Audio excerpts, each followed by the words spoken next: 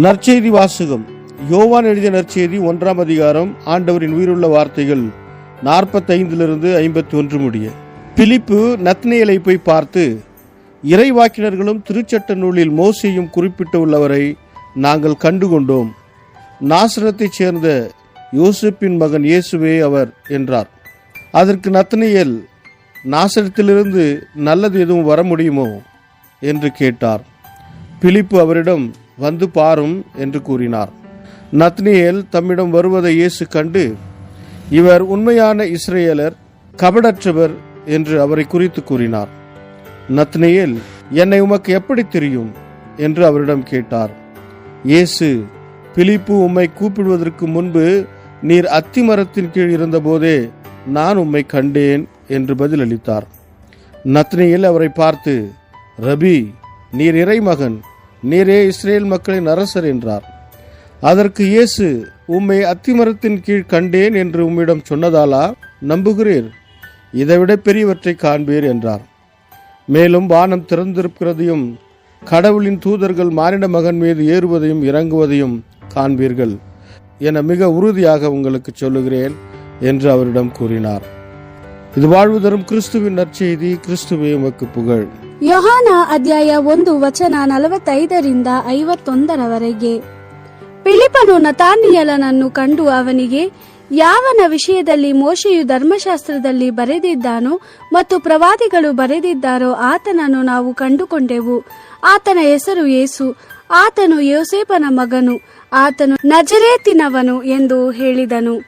ಆದರೆ ನತಾನಿಯೇಲನು ಫಿಲಿಪ್ಪನಿಗೆ, ನಜರೇತಿನಿಂದ ಒಳ್ಳೆಯದೇನಾದರೂ ಬರುವುದೇ ಎಂದು ಕೇಳಿದನು. ಫಿಲಿಪ್ಪನು, ಬಂದು ನೋಡು ಎಂದು ಉತ್ತರ ಕೊಟ್ಟನು.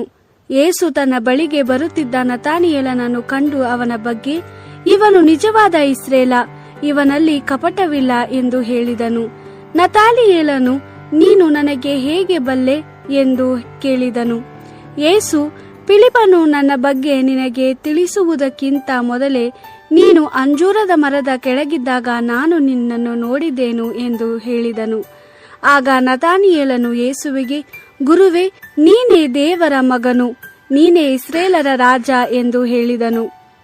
ಯೇಸು ನತಾನಿಯೇಲನಿಗೆ, ನಿನ್ನನ್ನು ಅಂಜೂರದ ಮರದ ಕೆಳಗೆ ನೋಡಿದ್ದೇನೆಂದು ನಾನು ನಿನಗೆ ಹೇಳಿದ್ದರಿಂದ ನೀನು ನನ್ನನ್ನು ನಂಬುವೆ. ಆದರೆ ಅದಕ್ಕಿಂತಲೂ ಹೆಚ್ಚು ದೊಡ್ಡ ಕಾರ್ಯಗಳನ್ನು ನೀನು ನೋಡುವೆ ಎಂದು ಹೇಳಿದನು. ಅದಲ್ಲದೆ ಯೇಸು, ನಾನು ನಿನಗೆ ಸತ್ಯವನ್ನು ಹೇಳುತ್ತೇನೆ, ಪರಲೋಕವು ತೆರೆದಿರುವುದನ್ನು, ಮನುಷ್ಯಕುಮಾರನ ಮೇಲೆ ದೇವದೂತರುಗಳು ಏರಿ ಹೋಗುವುದನ್ನು, ಕೆಳಗೆ ಇಳಿದು ಬರುವುದನ್ನು ನೀವು ನೋಡುವಿರಿ ಎಂದು ಹೇಳಿದನು. ದೇವರ ವಾಕ್ಯವಿದು. ದೇವರಿಗೆ ಕೃತಜ್ಞತೆ ಸಲ್ಲಲಿ. Gospel according to John chapter 1 verse 45 to 51. Philip found Nathanael and said to him, "We have found the one whom Moses wrote about in the law and the prophets as well.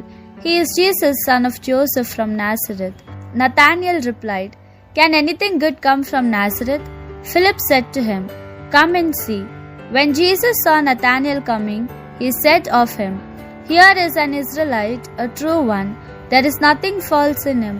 Nathanael asked him, "How do you know me?"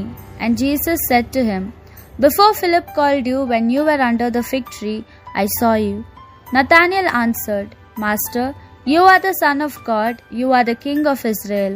But Jesus replied, "You believe because I said, I saw you under the fig tree, but you will see greater things than that. Truly I say to you, you will see the heavens opened and the angels of God ascending and descending upon the Son of Man." The Gospel of the Lord. Praise to you, Lord Jesus Christ.